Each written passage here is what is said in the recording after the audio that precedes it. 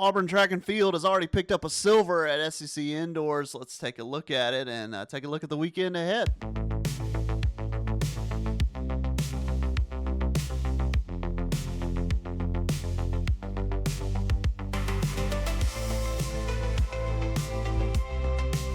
It's Friday morning, and Auburn Track and Field already has a silver medal at the SEC Indoors. Alyssa Quinones-Mixon with silver in the pole vault on Thursday, going 4.4 meters. That's 14 feet, 5 1/4. That's flying.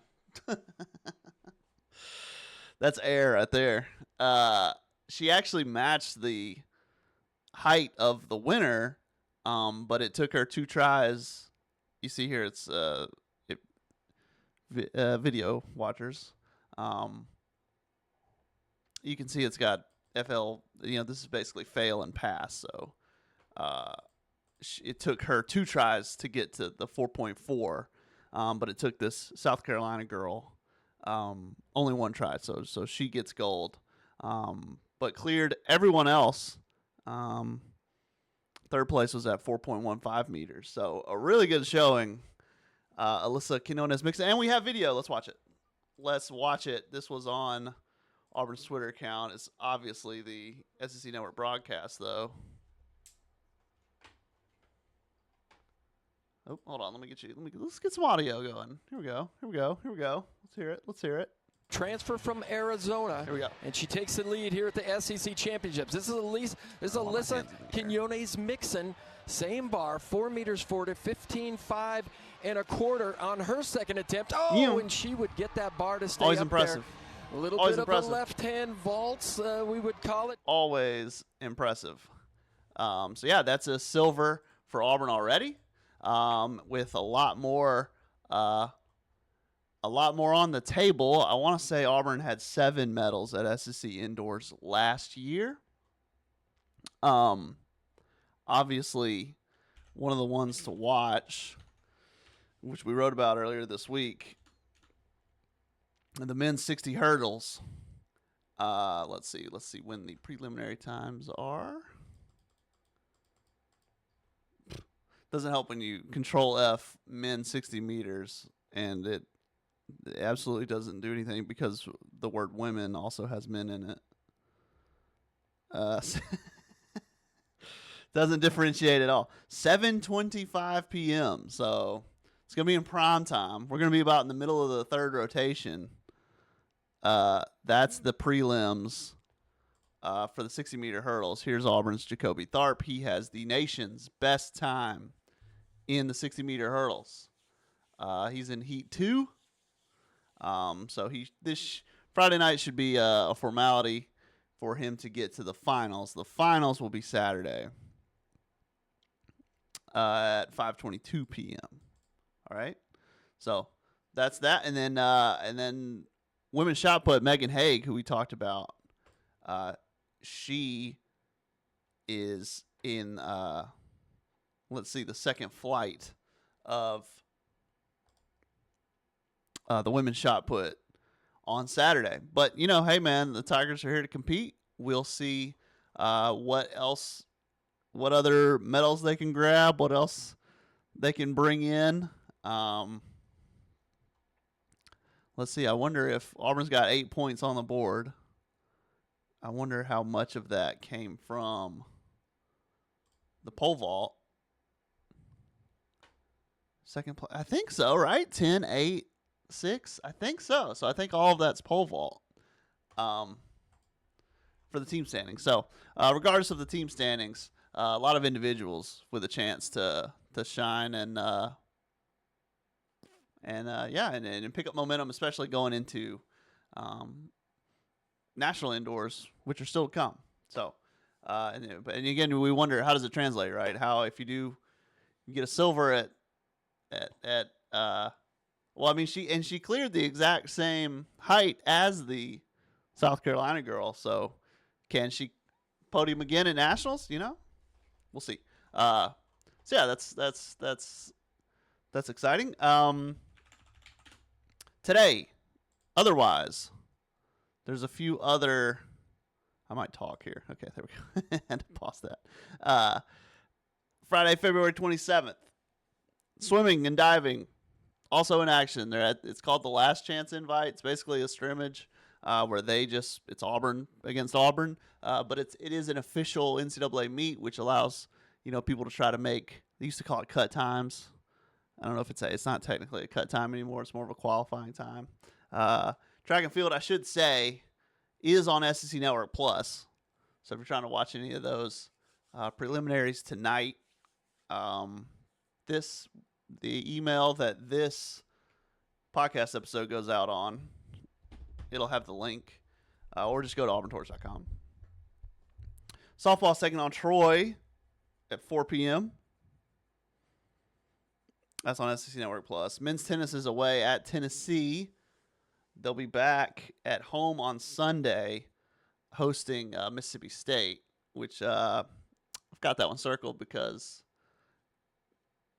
Mississippi State, they played Mississippi State already. ITA kickoff weekend, it was indoors. I would assume this will be outdoors. So I wonder how that'll change things.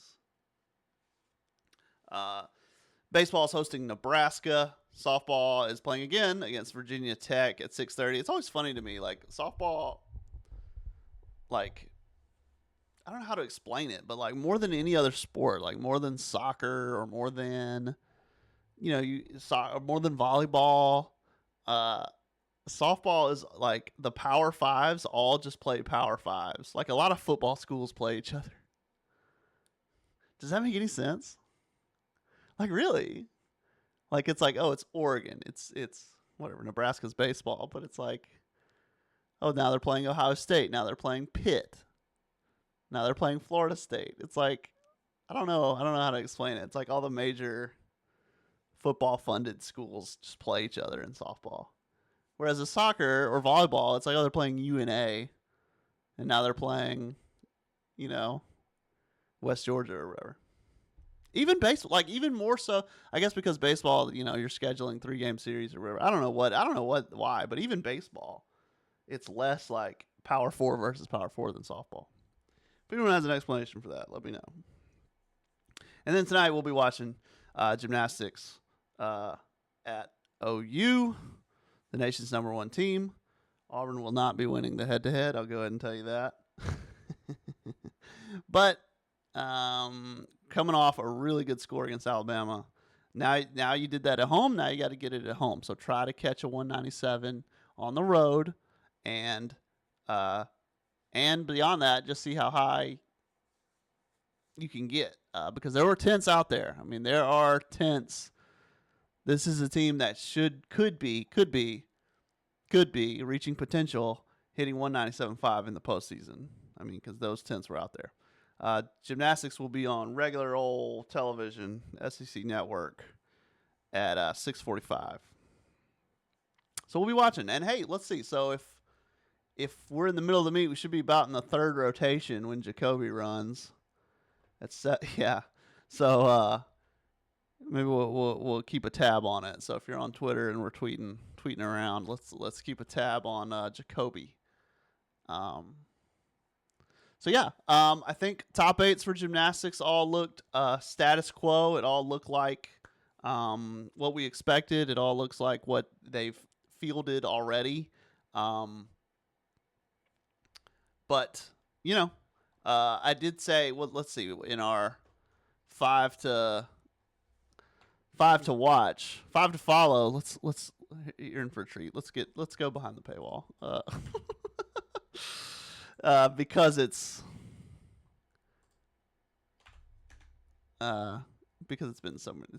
been a while. Julianne Hough, going into the all around. I mean, not only did she win all around against Alabama, but she had a really good score. I mean, 39.575. If you look at like the national rankings, if someone could average that, now that's a tall task to average that, but if you average that, you're one of the best all arounders in the country. So it's a great performance, and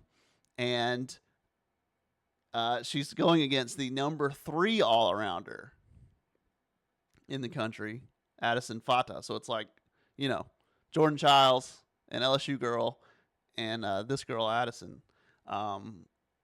So if Juju gets the start in all around, and if Addison gets the start in all around, we could see how close can she keep it, right? How close can she make it?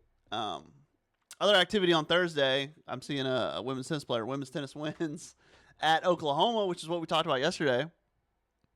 They actually did take the doubles point. From what I saw, I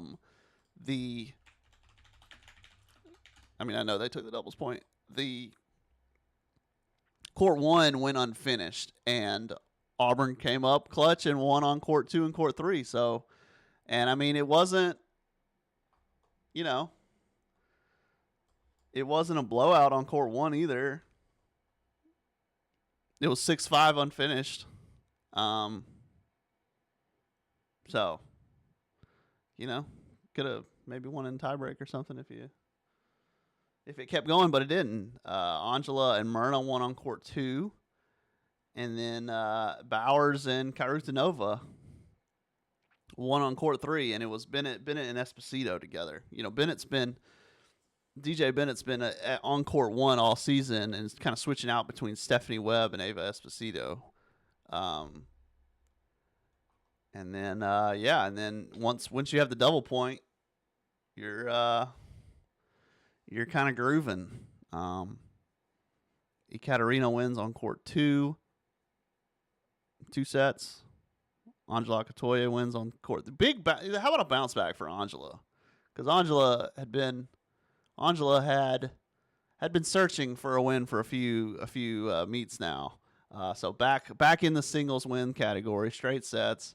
Myrna wins in straight sets, and then it was a battle elsewhere. So that doubles point did come up clutch, but they did win 4-2, and court 5 went unfinished. But hey man, especially on the road, big road win, huge road win. I mean, if you listened yesterday, I was questioning if they could do it. So, big time win. Hey, let's go ahead and call it. Busy weekend, but the full schedule. If you're not getting it, go to auburntorch.com and go to the actual post where this video is, and we have the schedule for the weekend on there. You'll be able to click. I've got links directly to the SEC Network Plus broadcast. You don't have to go find them. You can just get them, and if you sign up for auburntorch.com, it'll come straight to your email. Tonight, gymnastics we'll be watching. Track and field we'll be following, and soon enough we'll be back with more Torch Talk. But for now, let me get out of here, and you guys just take care.